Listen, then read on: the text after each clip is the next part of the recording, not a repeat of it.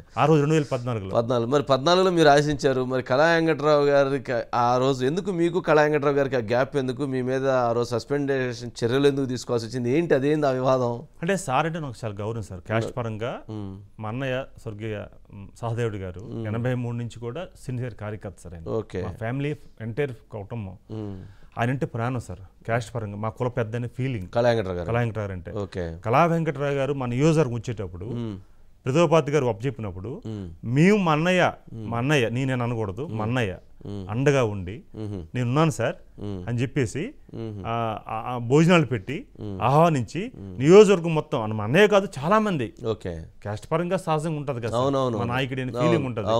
ఆ ఫీలింగ్ లో తిరిగినప్పుడు నేను జనరల్ యాక్టివిటీస్ చేసేవాడిని జిల్లా మొత్తం. తెలుగు అధ్యక్షుడు అయిన తర్వాత ఎర్రనాయుడు గారు మరణానంతరం 2014-19 జనరల్ ఏజెంట్ గా రామ్మోహన్ రెడ్డి పనిచేశాను నేను. ఎందుకనంటే జిల్లా మొత్తం అవగాహన ఉంది.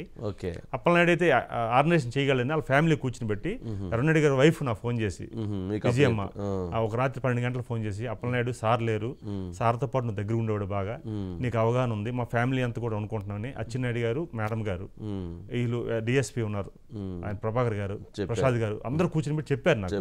నేను ఇమ్మీడియట్లీ వెళ్తానని చెప్పేసి ఆ రాత్రి మీద మళ్ళీ ఆ రోజు కూడా నా టికెట్ రాలే, ఆ బాధలో ఉన్నా.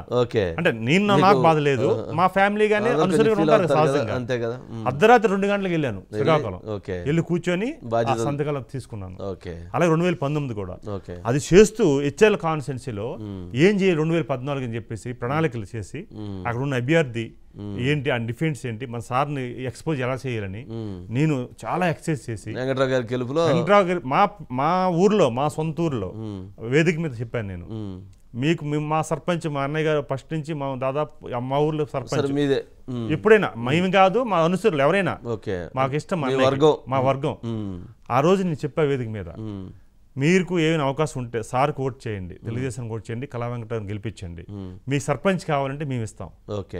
అతను వర్గం ఉంటుంది సార్, ఏ ఊరికైనా 2 వర్గాలు ఉంటాయి. అవతల వర్గాన్ని కూడా మీరు ఆ రకంగా కన్విన్స్ చేశాను. అంటే అంత ఇష్టం సార్. అంత చేసిన వ్యక్తి ఎందుకు మీ విషయంలో ఎక్కడ మీకు వారికి గ్యాప్? నాకేం అనిపించలేదు సార్. ఇప్పుడు లేదా గ్యాప్ పోయిందా? ఇప్పుడు ఉండదు సార్.